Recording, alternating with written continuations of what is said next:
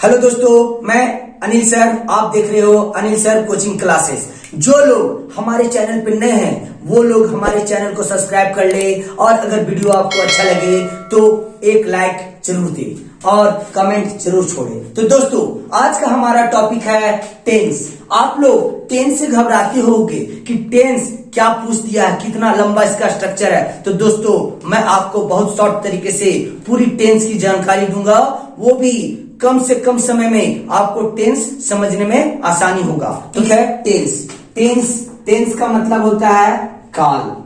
ठीक है, अब काल होता क्या है? तो काल उसको कहते हैं जिसमें हमें समय का पता चल रहा है। समय का पता मतलब कि समय वर्तमान में हो रहा है, कि अभी हो रहा है या होने वाला है या हो चुका है। तो दोस्तों देखिएगा, काल के 3 प्रकार होते हैं।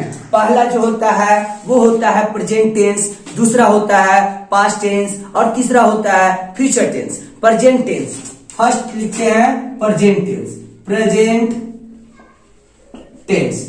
अब प्रेजेंट टेंस क्या है? तो प्रेजेंट टेंस का मतलब होता है वर्तमान काल।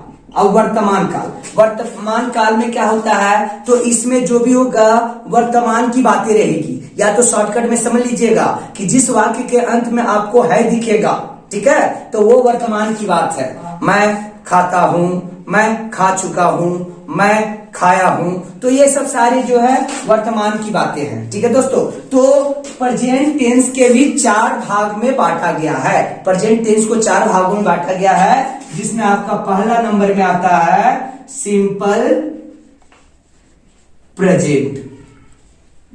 ठीक है, सिंपल प्रेजेंट। अब सिंपल प्रेजेंट जो है दोस्तों, इसमें क्या होता है, इसको पहचानेंगे कैसे कि हमारा वाक्य जो है वो सिंपल प्रेजेंट में है या पास्ट में है या फ्यूचर में, किस में है। टेंस के अंत में ता है, ती है और ते है, ये होते हैं। तो इससे हम लोग पहचानते हैं कि यह जो वाक्य दिया गया है, सेंटेंस दिया गया है, वो सिंपल प्रेजेंट में है। जैसे एग्जांपल के लिए मैं खाता हूं, लास्ट में ता है दिखा है, तो हम समझ लेंगे कि हमारा सिंपल प्रेजेंट में है। अब इसका स्ट्रक्चर क्या कहता है? इनके 4 स्ट्रक्चर होते हैं दोस्तों। वो 4 स्ट्रक्चर क्या है? तो पहला स्ट्रक्चर क्या कहता है? तो कहता है अफर्मेटिव में क्या होता है? तो अफर्मेटिव का स्ट्रक्चर कहता है सब्जेक्ट प्लस वर्ब V1 या V5 और प्लस ऑब्जेक्ट। ठीक है, सब्जेक्ट प्लस V1 या V5 प्लस ऑब्जेक्ट। और इसी का अगर नेगेटिव बनाते हैं, नेगेटिव देखिएगा, एक स्ट्रक्चर को याद रखना है, सारा स्ट्रक्चर इसी से कंप्लीट हो जाएगा। नेगेटिव क्या कहता है? सब्जेक्ट प्लस डू या does plus V1 plus object. याद रखिएगा, डू या डज लग के जब भी आएगा तो आपका वर्ब हमेशा V1 में होगा। आपको कॉमन एरर, मान लीजिए कंपटीशन के एग्जाम में आपने बैठा है तो आपको डू या डज लगा के आएगा और यहाँ वर्ब का दूसरा रूप, तीसरा रूप, चौथा रूप या 5वां रूप दे देता है, तो वहीं पे एरर हमारा है, उसको ढूंढना है। ठीक है, और ये C नंबर जो आपका होता है, इसका स्ट्रक्चर वो कहलाता है इंट्रोगेटिव। ठीक है, इंट्रोगेटिव सेंटेंस क्या होते हैं? तो वैसा सेंटेंस जिसमें क्वेश्चन पूछा जाता है। तो आपका जो भी हेल्पिंग वर्ब होता है, क्योंकि इसमें हेल्पिंग वर्ब नहीं था, हेल्पिंग वर्ब बना के हम लोगों ने डू या डज को लाया, तो ये डू या डज जो है वो बाहर निकल जाएगा दोस्तों। तो ये डू या डज को मैं बाहर निकाल देता हूं और प्लस सब्जेक्ट प्लस V1 और plus object plus question mark जरूर रहेगा। ठीक है, और एक और होता है जिसको कहते हैं WH फैमिली वर्ड। ठीक है, WH फैमिली वर्ड जो होते हैं उनमें क्या होता है? तो इनका स्ट्रक्चर याद रखना बिल्कुल इजी है। आप समझ लो कि बाजार का भाव में ये बहुत सस्ता मिलेगा। ठीक है, कैसे? तो देखिए, अगर आपको ये इंट्रोगेटिव का स्ट्रक्चर याद है तो दोस्तों कुछ नहीं करना है, बस इंट्रोगेटिव के आगे WH लगा दीजिए, आपका ये WH परिवार में कन्वर्ट हो जाएगा। मतलब कि WH वर्ड का जो भी वर्ड आएगा वो प्लस आपका डू या डज और उसके बाद plus subject plus V1 plus object. ठीक है, प्लस क्वेश्चन मार्क। अब देखिएगा, मैं एक एग्जांपल लेता हूं। जैसे मैंने बोला मैं खेलता हूं। ठीक है दोस्तों, मैं खेलता हूं, ये हमारा क्या है? सिंपल प्रेजेंट टेंस का है। अब मैं खेलता हूं का स्ट्रक्चर ये आपका वाक्य बन जाएगा इंग्लिश में आई प्ले। ठीक है, आई प्ले। अब आई प्ले जब ये हो गया, इसी का मैं बोलूंगा मैं नहीं खेलता हूं, तो यहां से लिखेंगे ये डू कहां लगाते हैं, डज कहां लगाते हैं, ये भी याद रखिएगा। डू लगाते हैं प्लूरल वर्ब के साथ डू और सिंगुलर वर्ब के साथ डज। ठीक है, प्लूरल वर्ब क्या है, सिंगुलर वर्ब क्या है, ये तो आप लोग को पता ही होगा, नहीं पता है तो मैं बता देता हूं। सिंगुलर वर्ब होता है ही, सी, इट या कोई भी नाम होता है, ये सारे सिंगुलर वर्ब में आते हैं। और आपका प्लूरल वर्ब उनके अलावा जो भी आता है वी, दे, यू और कोई भी प्लूरल नाउन, सारे आपके जो है प्लूरल वर्ब वहां पे जाएंगे। ठीक है, तो ये आपका हो जाएगा। यहाँ पे क्या लेके आएगा, तो आई, डू। यहाँ पे थोड़ा सा इधर था दोस्तों, यहाँ पे जो थोड़ा सा है डज डू के बाद नॉट होगा। ठीक है, और उसके बाद V1 होगा प्लस ऑब्जेक्ट होगा। ठीक है, तो यहाँ पे हो जाएगा I do not, I do not और उसके बाद V1 क्या है, यानी कि प्ले, तो प्ले। ठीक है, ये आपका हो गया मैं नहीं खेलता हूं। अब इसी का मैं क्वेश्चन बनाता हूं, क्या मैं खेलता हूं, तो ये डू को बाहर निकाल देंगे, तो डू आई प्ले। ठीक है, अब क्वेश्चन मार्क, इसी को मैं बोलूंगा कि मैं कब खेलता हूं, मैं कब खेलता हूं, तो कब का दोस्तों होता है वेन, तो इसका हो जाएगा वेन। ठीक है, उसके बाद डू, उसके बाद आई प्ले। ठीक है, क्वेश्चन मार्क, ये आपका हो गया चारों का एग्जाम्पल। तो दोस्तों देखिए कितना इजी है, मैंने एक सेंटेंस को लिया, उसको मैंने बनाना शुरू किया और ये चारों का मैंने एग्जाम्पल दे दिया। तो ये चार स्ट्रक्चर आप इसी तरीके से जान सकते हो और आपको इसको जानने में कोई प्रॉब्लम नहीं होगी। तो इसके बाद हम लोग बढ़ते दोस्तों, इसका अगला स्ट्रक्चर क्या कहता है वो देखिएगा। तो दोस्तों अभी मैंने आप लोगों को बताया सिंपल प्रेजेंट टेंस के बारे में। अब हम लोग जो इसका दूसरा पार्ट होता है, दूसरा भाग जो होता है प्रेजेंट टेंस का, वो होता है प्रेजेंट कंटिन्यूअस टेंस। ठीक है, प्रेजेंट कंटिन्यूअस टेंस। अब प्रेजेंट कंटिन्यूअस टेंस समझेंगे कैसे, तो इसके वाक्य के अंत में रहा है, रही है, रहे हैं। ठीक है, ये होता है। ठीक है, ये आपका होता है वाक्य के अंत में, जैसे मैं खा रहा हूं, वह जा रहा है, तुम सो रहे हो, सीता नाच रही है, तो इस तरीके के इसके वाक्य के अंत में होता है। तो देखिएगा इसका अफर्मेटिव स्ट्रक्चर कैसे होगा, तो ये होता है subject plus is, am, are plus V4 plus object. ठीक है, इसी का नेगेटिव बनाएंगे तो subject plus is, am, are plus V4 plus object. यहाँ पे एक नॉट लगाएंगे दोस्तों, नॉट हमारा जो है नॉट भी रहेगा, नॉट प्लस V4 और प्लस ऑब्जेक्ट। ठीक है, चलिए ये हमारा हो गया subject plus is, am, are plus not plus V4 plus object. अब इसी का इंट्रोगेटिव बनाते हैं हम लोग, ये देखिएगा इंट्रोगेटिव। इंट्रोगेटिव क्या कहता है, तो कहता है ये जो हमारा हेल्पिंग वर्ब था उसको आगे लाएंगे, तो इज, एम, आर को आगे मैंने कर दिया, उसके बाद subject plus V4 plus object और यहाँ क्वेश्चन मार्क, यह इंट्रोगेटिव है। इसी का अगर WH परिवार बोलेगा तो मैंने एक बार बता दिया आप लोगों को कि जो इंट्रोगेटिव होता है उसी में WH आगे लगा देते हैं तो वो हमारा बन जाता है WH फैमिली का सेंटेंस। तो WH और उसके बाद प्लस इज, एम, आर और plus subject plus V4 plus object. ठीक है, ये आपका स्ट्रक्चर है दोस्तों। अब इसका एक एग्जांपल ले लेता हूं। तो एग्जांपल मान लो मैंने ले लिया कि सीता जा रही है, सीता जा रही है। ठीक है, ये प्रेजेंट कंटिन्यूअस टेंस का एग्जांपल है। अब इसका बनाते हैं वाक्य, इंग्लिश करते हैं कन्वर्ट ट्रांसलेशन बनाते हैं, सीता इज जा रही है ना, तो सीता इज गोइंग।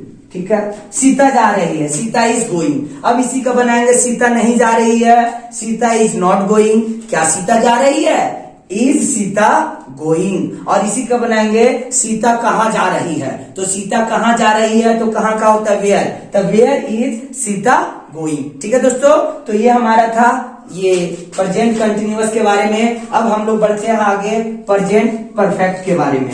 ठीक है, प्रेजेंट परफेक्ट के पहले मैं लिख देता हूं प्रेजेंट परफेक्ट।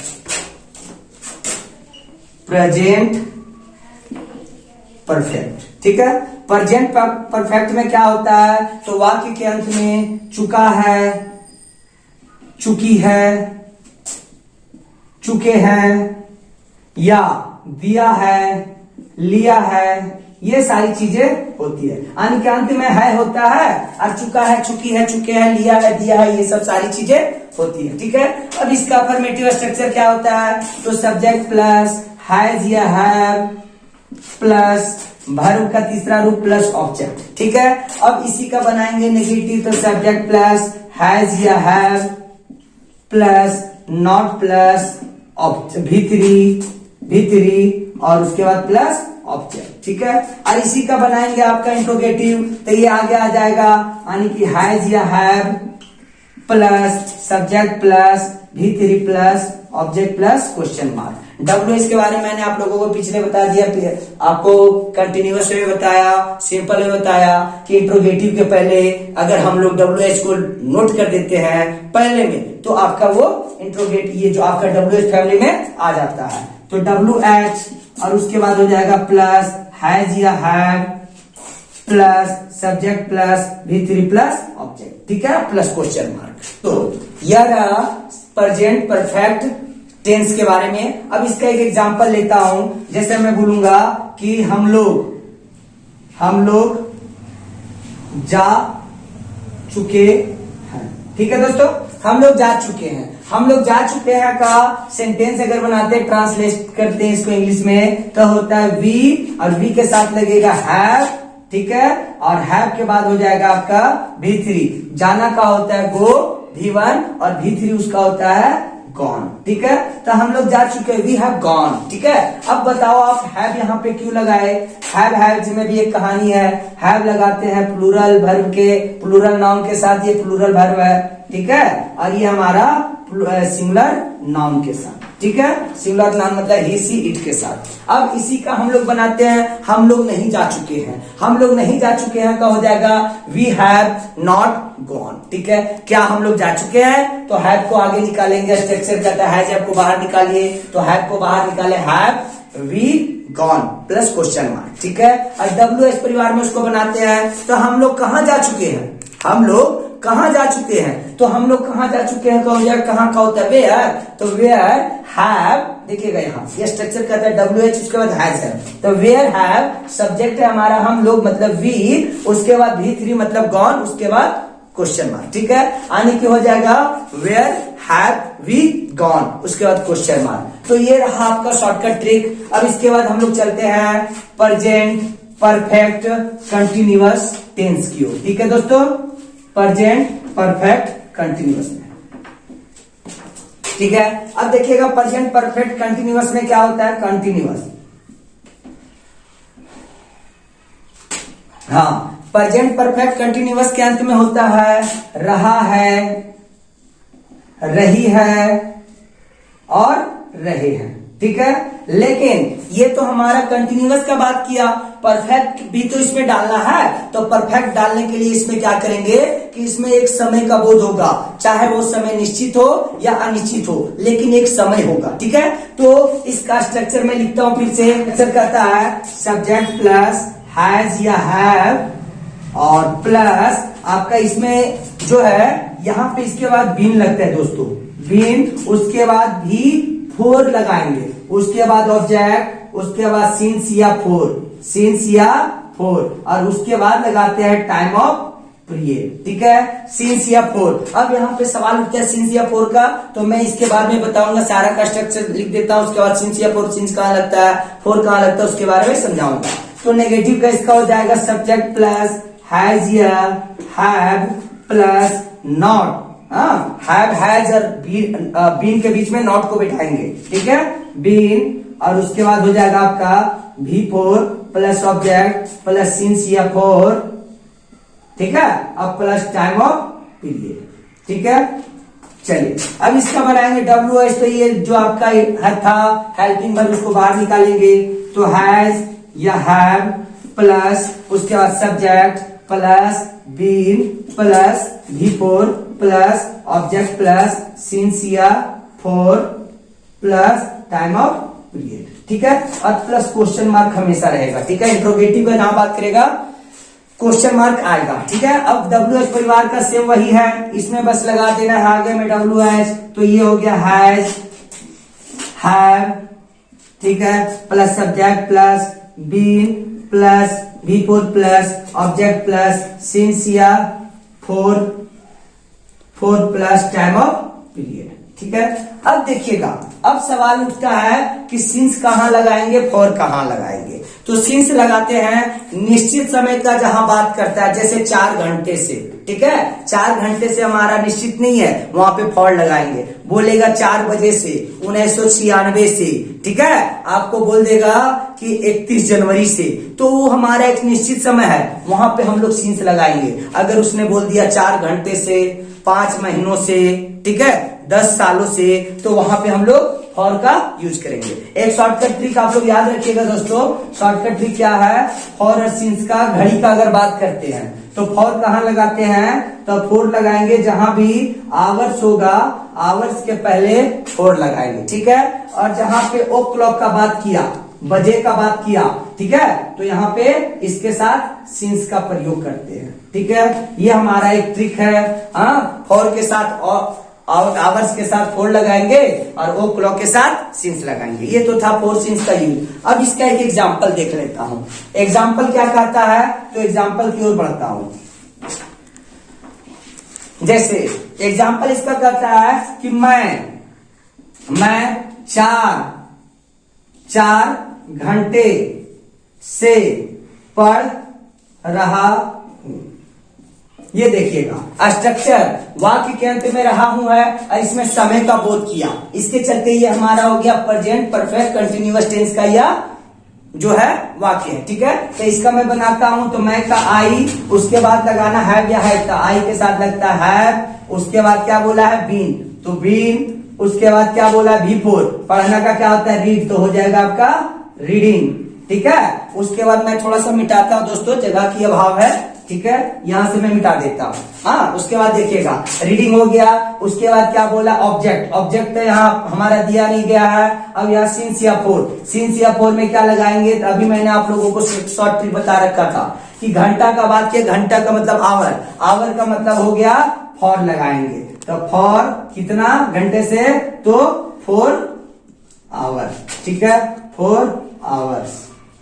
ये हो गया आपका ट्रांसलेशन। मैं 4 घंटे से पढ़ रहा था, तो I have been reading for hours. ठीक है, अब इसी का मैं बनाऊंगा, मैं 4 घंटे से नहीं पढ़ रहा था, तो बस यहाँ पे आपको नॉट लगा देना है, I have not been reading for hour. ठीक है, उसके बाद बोल देगा क्या मैं 4 घंटों से पढ़ रहा हूं, तो यहाँ पे क्या हो जाएगा, have I been reading for hour. ठीक है, अब बोल देगा मैं 4 घंटों से क्या पढ़ रहा हूं। ठीक है, मैं 4 घंटों से क्या पढ़ रहा हूं, तो यहाँ पे बोल दिया क्या का होता है वाट, तो यहाँ पे पहले लगाएंगे वाट। ठीक है, और उसके बाद ये हेल्पिंग वर्ब जो निकला था है, और उसके बाद रहेगा आई, उसके बाद सेम उतार देंगे, आई के बाद हो जाएगा बीन। ठीक है, उसके बाद रीडिंग।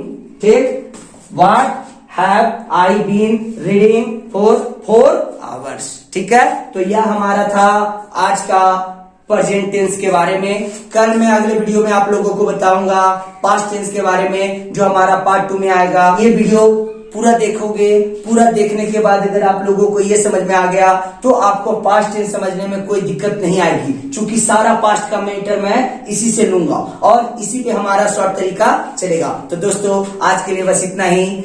आप लोग हमारे चैनल को सब्सक्राइब नहीं किए हो तो सब्सक्राइब कर लो और देखते रहिएगा अनिल सर कोचिंग क्लासेस।